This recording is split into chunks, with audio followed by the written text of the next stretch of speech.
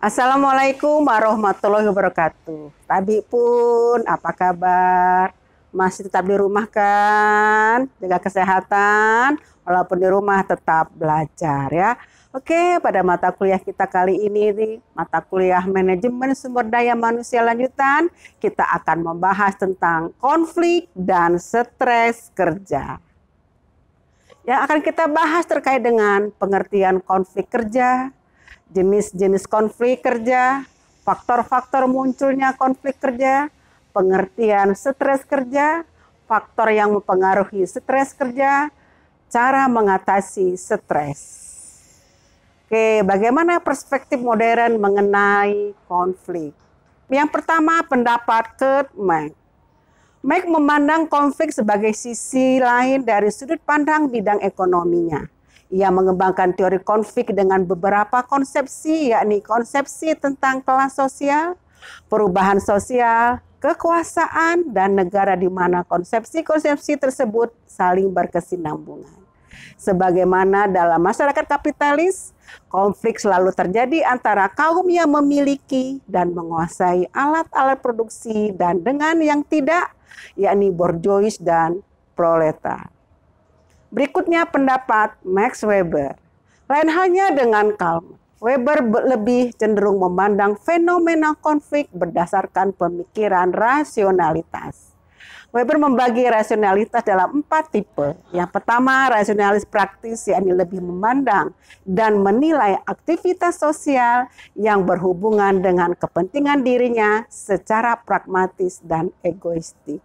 Yang kedua, rasionalitas teoritis, yakni lebih memahami terlebih dahulu realitas yang ada. Yang ketiga, rasionalitas substantif, yakni mengikut sertakan cara-cara untuk mencapai tujuan. Kemudian yang keempat, rasionalitas formal, yakni mengkalkulasikan cara-cara untuk mencapai tujuan. Berikutnya, konflik kerja.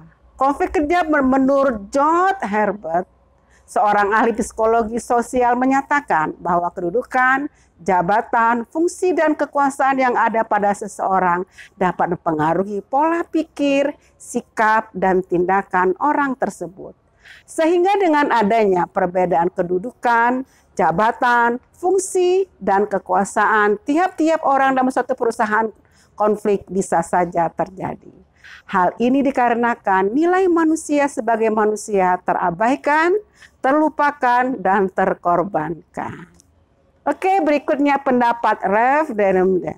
Ia beranggapan bahwa konsep-konsep konflik makin hanya berlaku pada masyarakat kapitalis saja, tetapi tidak pada masyarakat pasca kapitalis, atau ia menyebutnya dengan masyarakat modern industrial.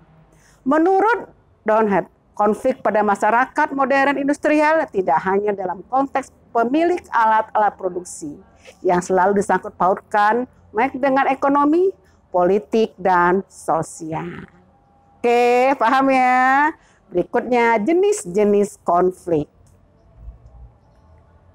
Macam-macam konflik ini berasal dari apa saja? Dari individu, rasial, agama, antar kelas sosial, politik, rasial, dan sosial. Ini ada juga pemicu timbulnya konflik.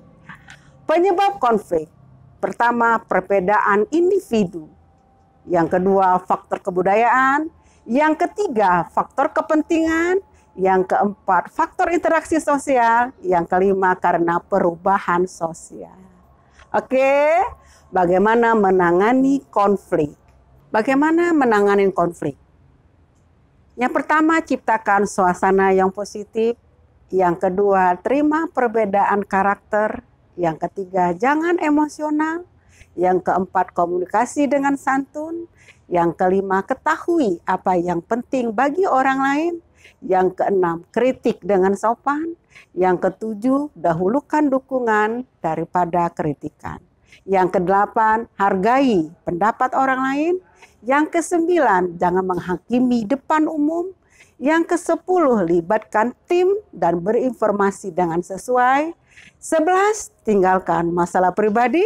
Yang ke-12, selesaikan masalah kecil. Oke. Berikutnya, aspek positif dalam konflik. Yang pertama, membantu setiap orang untuk saling memahami tentang perbedaan pekerjaan dan tanggung jawab mereka. Yang kedua, memberikan saluran baru untuk komunikasi. Yang ketiga, menumbuhkan semangat baru pada staf. Yang keempat, memberikan kesempatan untuk menyalurkan emosi. Yang kelima, menghasilkan distribusi sumber tenaga yang lebih merata dalam organisasi. Oke, berikutnya stres kerja. Apa itu stres kerja? Bisa kita lihat gambar itu ya, ada 3 gambar. Contoh orang stres kerja. Oke, definisi stres. Stres merupakan suatu bentuk tanggapan seseorang, baik secara fisik maupun mental, terhadap suatu perubahan di lingkungannya yang dirasakan mengganggu dan mengakibatkan dirinya terancam. Stres merupakan respon psikologi dan respon emosi seseorang pada suatu keadaan yang menimbulkan kebutuhan fisik dan psikologi pada individu dan menciptakan ketidakpastian dan gagalnya kendali diri. Stres berikutnya sesuatu keadaan yang amat alamiah. Stres kerja suatu kondisi ketegangan yang mempengaruhi emosi, proses berpikir, dan kondisi seseorang pekerja. Oke, bagaimana menurut pendapat ahli? Yang pertama, Anwar. Stres kerja adalah suatu perasaan atau rasa yang tertekan yang dialami karyawan dalam menghadapi pekerjaannya. Yang kedua, pendapat Yodir dan Staudaher mendefinisikan bahwa stres kerja adalah memiliki arti suatu tekanan.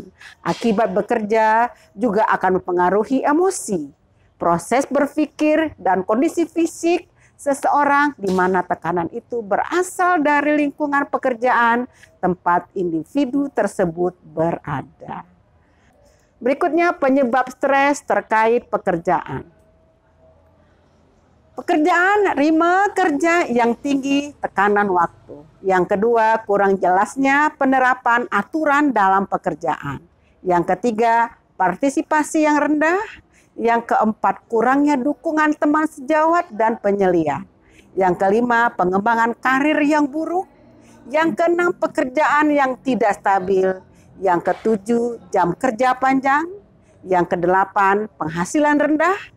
Yang kesembilan, pelecehan seksual atau psikologis. Oke, bagaimana dengan masalah rumah dan pekerjaan? Yang pertama, konflik peran dan tanggung jawab terutama pada perempuan. Yang kedua, membawa permasalahan pekerjaan kantor di rumah sehingga keluarga terkena dampak akibat dari stres pekerjaan. Berikutnya, faktor yang mempengaruhi stres. Yang pertama, perubahan kehidupan atau life changes. Pemutusan hubungan kerja, menemui lingkungan baru dan asing, menemui pola di luar kebiasaan. Yang kedua, persepsi terhadap stresor. Hal-hal yang mempengaruhi persepsi hal tersebut adalah tantangan atau hambatan, keuntungan yang diperoleh, kemudian kesiapan diri.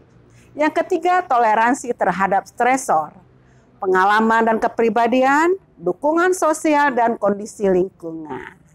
Oke, berikutnya penyebab stres. Stres karyawan timbul akibat kepuasan kerja yang tidak terwujud dari pekerjaannya. Menurut Fraser, stres timbul setiap kali karena adanya perubahan dalam keseimbangan sebuah kompleksitas antara manusia, mesin, dan lingkungan. Stres terjadi dalam komponen-komponen fisik atau sistem. Pekerjaan atau lingkungan sosial pekerjaan biasanya dapat mengakibatkan ketegangan pada manusia, baik karena sebab-sebab yang rumit maupun yang sederhana. Oke, beban kerja mental. Beban kerja mental adalah perbedaan tuntutan kerja mental dengan kemampuan mental yang dimiliki oleh pekerja. Beban kerja yang timbul dari aktivitas mental dapat disebabkan oleh pertama, keharusan untuk tetap dan berkewaspadaan tinggi dalam waktu lama. Yang kedua, kebutuhan untuk mengambil keputusan yang melibatkan tanggung jawab besar. Yang ketiga, menurunnya konsentrasi akibat aktivitas yang monoton. Yang keempat, kurangnya sosialisasi akibat tempat kerja yang terisolasi. Oke, berikutnya stres dan adaptasi. Modernisasi dan kemajuan teknologi membawa perubahan dalam cara berpikir dan pola hidup masyarakat. Konsekuensinya, perubahan kesehatan fisik, perubahan kesehatan jiwa. Tidak semua orang mampu menyesuaikan diri terhadap perubahan tersebut. Akibatnya akan menimbulkan ketegangan yang dapat menjadi faktor pencetus atau penyebab atau akibatnya dari suatu penyakit. Analisis tingkat stres kerja karyawan melalui aspek-aspek. Yang pertama, faktor lingkungan luar. Yang kedua, faktor stres organisasi. Yang ketiga, faktor stres individu. Manajemen stres. Ternyata stres ini perlu kita kelola juga. Memperkecil kemungkinan terjadinya stres. Artinya di sini bagaimana? Jangan menumpuk pekerjaan, jangan mengkhawatirkan yang tidak perlu. Yang berikutnya, mengatasi penyebab stres. Jangan pura-pura tidak ada persoalan, pikirkan kekhawatiran sampai tuntas. Mengatasi akibat stres. Bagaimana caranya? Meditasi dan relaksasi. Cara mengolah stres. Olahraga secara rutin, mengikuti kebiasaan diet yang sehat, tahu kapan berhenti sejenak atau relaksasi, menempatkan situasi yang penuh stres dalam perspektif yang berbeda, menemukan seseorang yang mau mendengar, membangun keteraturan dalam hidup, kenali keterbatasan diri, bersikap toleran, mencari waktu luang di luar pekerjaan, dan menghindari kendali yang semu.